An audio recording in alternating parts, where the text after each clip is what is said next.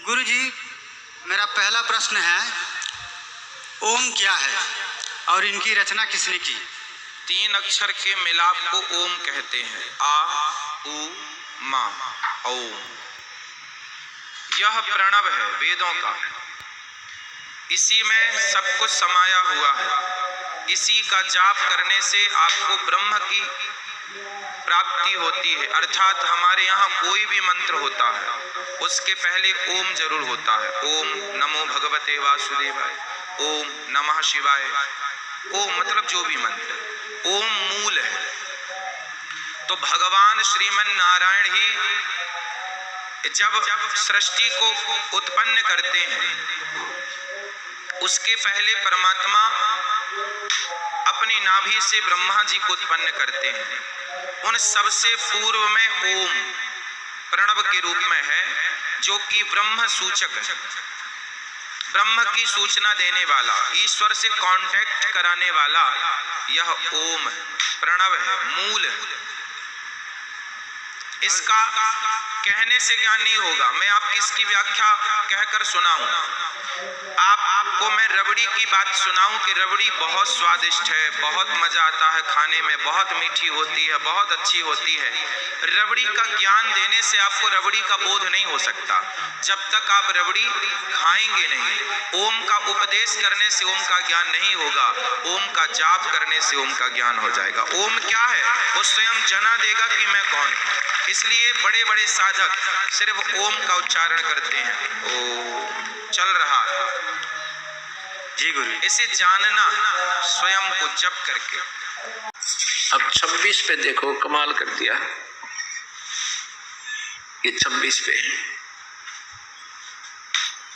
यहां देखिएगा, पुत्रो वही वर्णन है जो आपको अभी खेमरा श्री कृष्णदास प्रकाशन से पढ़कर सुनाया था। ये तो वही है नो का नो। पुत्रो तुम दोनों ने तपस्या करके प्रसन्न हुए मुझ परमेश्वर से सृष्टि और सतीथि नामक 2 कृत प्राप्त किए हैं। विष्णु और ब्रह्मा को कह रहा है, ये काल ब्रह्म ये दोनों तुम्हें बहुत प्रिय है। इसी प्रकार मेरी विभूति स्वरूप रुद्र और महेश्वर ने, ये मैं नहीं है, 2 अन्य उत्तम कृत संहार और तिरोभाव मुझसे प्राप्त किए हैं, परंतु अनुग्रह नामक कृत दूसरा कोई नहीं पा सकता। अब यहां देखेंगे, अब ये जो बोल रहा है ये ब्रह्मा विष्णु में, इसका पिता ब्रह्म है, काल है।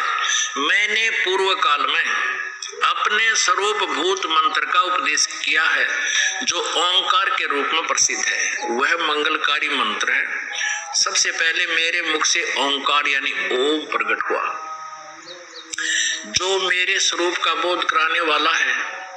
ओंकार वाचक है, मैं वाच्य हूँ। यह मंत्र मेरा स्वरूप ही है। प्रतिदिन ओंकार का निरंतर स्मरण करते रहने से मेरा ही सदा स्मरण होता है। मेरे उत्तरवर्ती मुख से अकार का, पश्चिम मुख से उकार का यानी ए और उ, दक्षिण से मुख से मैं मकार का, पूर्ववर्ती मुख से बिंदु का तथा मध्यवर्ती मुख से नाद का प्राकट्य हुआ है। इस प्रकार 5 अवयवों से युक्त ओंकार का विस्तार हुआ है और इन सभी अवयवों से एकीभूत होकर प्रणव ओम नामक एक अक्षर हो गया। गीता जी धर्मराट के श्लोक नंबर 13 में गीता ज्ञानदाता भी यही काल है, ब्रह्मा विष्णु महेश का पिता है। वो कहता है ओम इति एकाक्षरम ब्रह्म व्यवहार।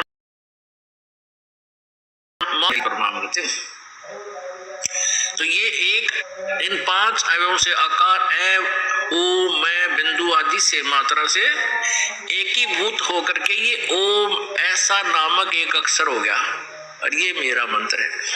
अब इन्होंने यहाँ गलती की है, देखो इसने स्पष्ट कर दिया। देखो आकार से उत्तरवर्ती मुख से आकार माने ए और पश्चिम मुख से ऊ, ए ऊ मैं, इससे मिलकर और बिंदु और मात्रा से मिलकर ये 5 इन सभी अवयवों से, इस प्रकार 5 अवयवों से युक्त ओंकार का विस्तार हुआ और इन 5 मंत्रों से एकीभूत होकर के ये एक ओम अक्षर हो गया। और ये अपनी अज्ञानता से अनुवाद करता क्या कहता है, कि मकार आदि कर्म से प्रकाश में आया है, वह अकार आदि कर्म से, ये अनुवाद गलत कर रहा है, वह अकार आदि कर्म से और मकार आदि कर्म से प्रकाश में आया है। ओम नमः शिवाय ये पंचाक्षर मंत्र है। ये ओम नमः शिवाय ये अनुवादकर्ता की अपनी अज्ञानता है।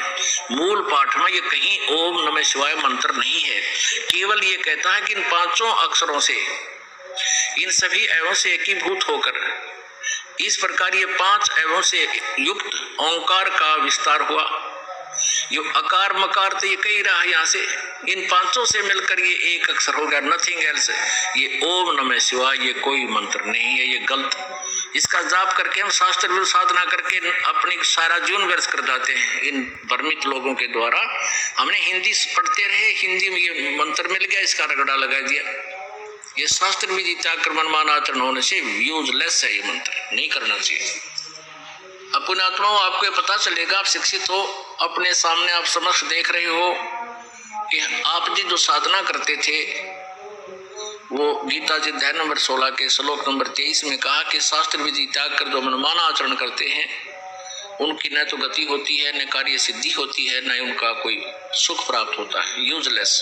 तो ये ओम नमः शिवाय, ओम भगवते वासुदेव नमः, अण्यम नमः, यू एवं नमः, ये बकवाद है सारी।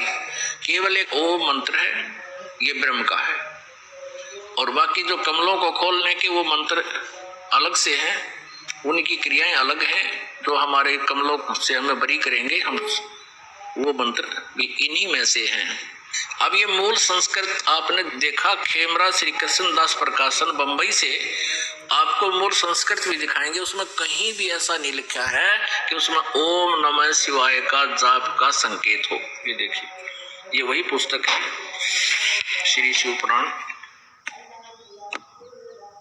जो आपको पहले दिखा रहे थे, इसमें सारा संस्कृत भी साथ में है।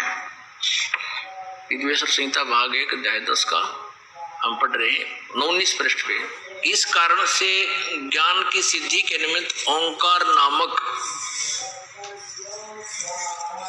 मंत्र जाप करो। इस ओंकार नाम के मंत्र का आगे फिर विशेषण बताया है कि यह वाचक है और सोई निज मंत्र उपदेश करते हैं। यह ओंकार मेरे मुख से उत्पन्न होने से मेरे ही रूप का बोधक है और महामंगल करने वाला है। यह वाचक है, मैं वाच्य हूँ। यह मंत्र मेरा आत्मा है, इसके स्मरण से मेरा स्मरण होता है। यह स्पष्ट लिखा है, उत्तर की ओर मुख से आकार है, पश्चिम की मुख से उकार यानी ऊ, और दक्षिण के मुख से मकार यानी मैं, पूर्व के मुख से बिंदु और मध्य के मुख से नाद उत्पन्न हुआ है। इस प्रकार यह 5 प्रकार से वह निर्गुत हुआ, वह सब एक होकर ओम ऐसा एक अक्षर हो जाता है। इसमें कहीं और नहीं है ओम नमः शिवाय। ये मूल संस्कृत देख लो, ये 19वां है। एकीभूत होकर के ओम इति एक अक्षरम अभवत, कितने भी इसमें ओम नमः शिवाय आप नहीं पाओगे। आप देवनागरी लिपि को खूब पढ़ सकते हो, इसमें कहीं भी ओम नमः शिवाय नहीं है, कहीं पर भी नहीं है। यहाँ अकार आदि कर्म से और मकार आदि कर्म से ये केवल यही एक ओम मंत्र होता है।